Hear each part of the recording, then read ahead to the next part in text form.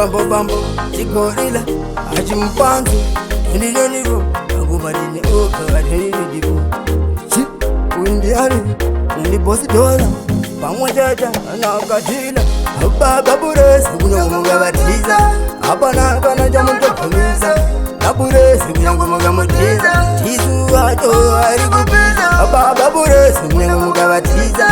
apana kana chamutopfumiza naburesi kunyangomugavatiza tizu acho ari kupiza ndavaona ndivana stifo natifo avo vadehe mweya wekwadefo avadinindijizwa dzapofo avadindipinde mwana tatefo nekuti nini ndichavapedzesa mwezi wese vachishakapeji inini nenge ndichizvapofo emangoma inini ndatoza dzapofo baba buresi kunyangomugavatiza hapana kana chamutopfumiza naburesi kunyangomugavatiza tizu acho ari kupiza baba buresi kunyangomugavatiza hapana kana chamutopfumiza naburesi kunyangomugavatiza tizu acho ari kupiza chibambo bambo chigorila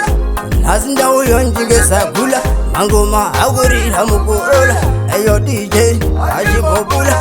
ichi ndeyani ndechabositola charikotonani nakapila chaimbonani achigorila chinezimba nini kunge katapila baba buresi kunyangomugavatiza hapana kana chamutopfumiza naburesi kunyangomugavatiza tizu acho ari kupiza baba buresi kunyangomugavatiza hapana kana chamutopfumiza naburesi kunyangomugavatiza tizu acho ari kupiza vanororevese ndindohila vonosiva kuti chimbopula kumangoma tamupa mabula kamwe kwese futi tematola zvamanje manje ndini ndiri kupisa kumangoma ndichirilisa ndechikuranda ingozi brus asi iko zvino ndakutonzikafa baba buresi kunyangomugavatiza hapana kana chamutopfumiza naburesi kunyangomugavatiza tizu acho ari kupiza baba buresi kunyangomugavatiza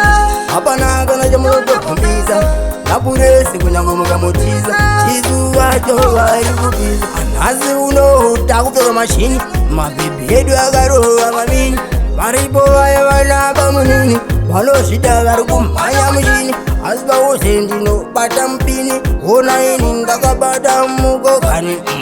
chibambo bambo chigorila chi achimupanzi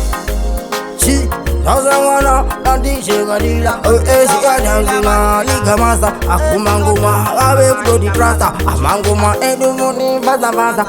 simangoma futi tatopusta pautse kuti ndati chatokasa 2024 adanzo matipinda evinari azita kuru nemuzindo abuyabutima nagabu eldati abuyabulayati abuyabu